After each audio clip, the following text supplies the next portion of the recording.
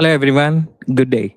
Welcome to the course on Introduction to SAP. In this course, we will look after how what is SAP and how it evolved, and then what are the different types of projects that are there in SAP once you learn, and what are the technical capacities, what are the different modules available, and how SAP is implemented, and what are the technologies that are in currently use, how it evolved. All this will be discussed in this course.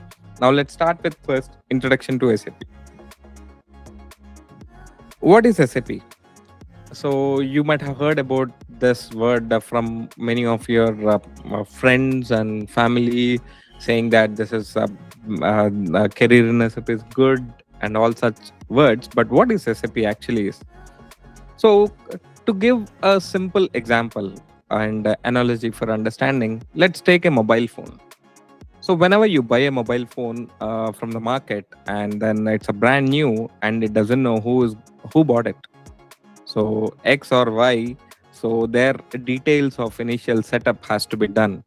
And then once it is preloaded with an operating system, by the way, and then you have to do all the settings, including mobile numbers, the apps that you require, the email account that you want to configure.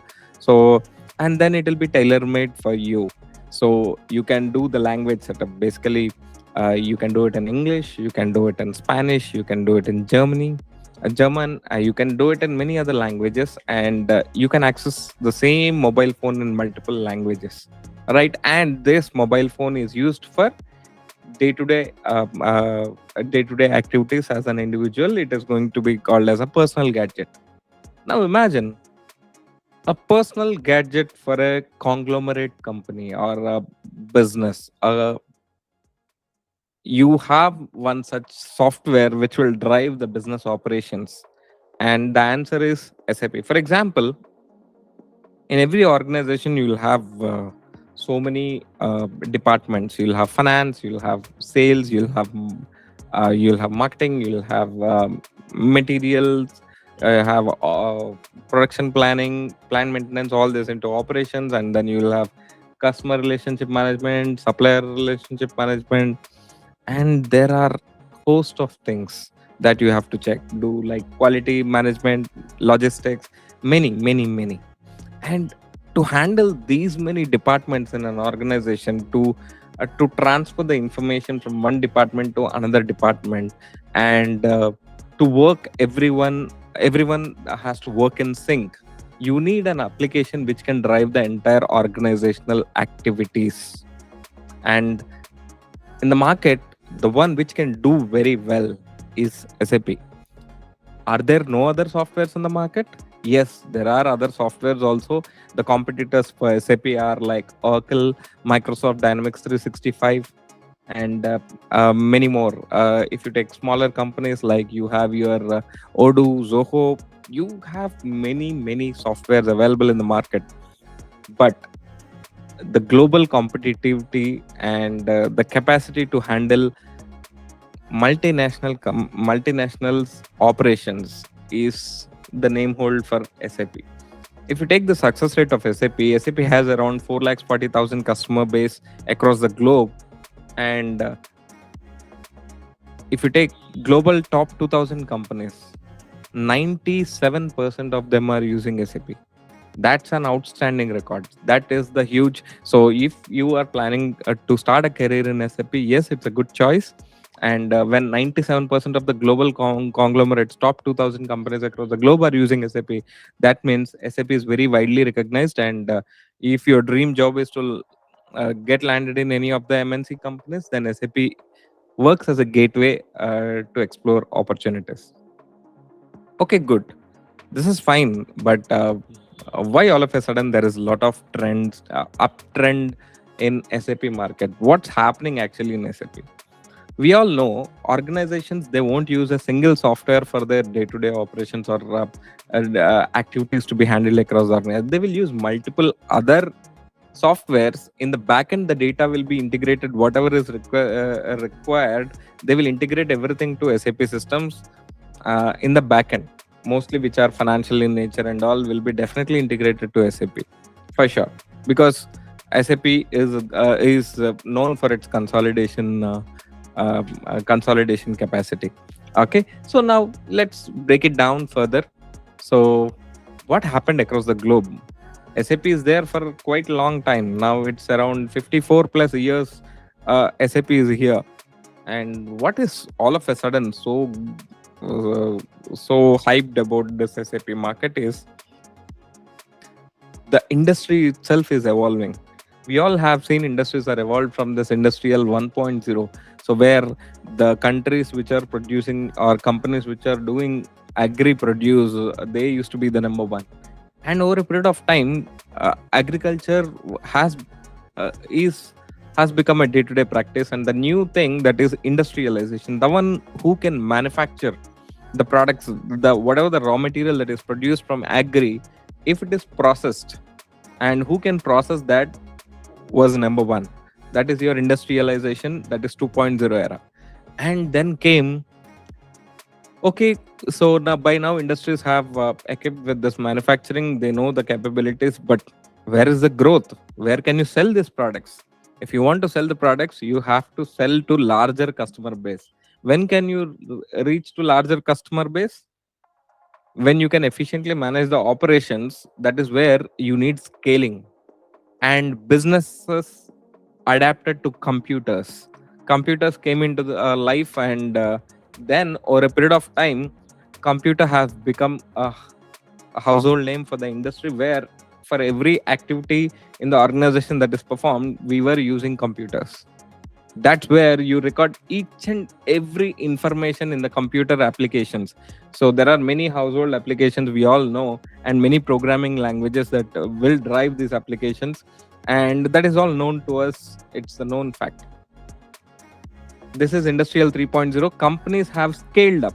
So sitting in a single country, they can manage the operations across the globe. With the help of computers, they can monitor everything, all the activities, each and every small activity. So this is amazing. This till here the world was going, so adapted a lot of software and all, but all of a sudden world has started a new trend, that is your 4.0. This is digital age. Here data matters, your analytics, your IoT. So how to understand this better? See, I know computer applications, you're saying analytics. So within the computer only, right, I do analytics. How is it being different? How is a regular application different from an analytical application? I give an example for that. If you know, we all know Amazon, right? We know Amazon is a great company. It started from Amazon is a marketplace between the buyer and seller. Buyers will register on the Amazon platform, and sellers also will register their products on the Amazon platform. And Amazon acts as a middleman, so who will be hosting both buyers and suppliers. And then you can one can easily do the business transaction. It's a marketplace. But how come Amazon became number one? How is Amazon different from traditional website? So if you have some 100 to 200 products on a traditional website, you list the products from in page 1 you put 10 products, and page 2 you put another 10 products, page 3 another 10 products, and like that you can go on for 10 pages 10 products, and then that's how you list all the products. But if your application is an analytical application, it can sense your search history, it can sense your order history, it can sense your gender, whether you are a male, female, it can guess your it knows your age, whether you are in your 20s, 30s, 40s, 50s, 60s, 70s, 80s, and what would be your habits at this age, what will you be requiring, and whether you are single or married. You get a lot of information. Yeah, the applications will learn as much as they can, and in the back end it is powered by a machine learning algorithms, and then it will auto suggest depending upon your spending pattern.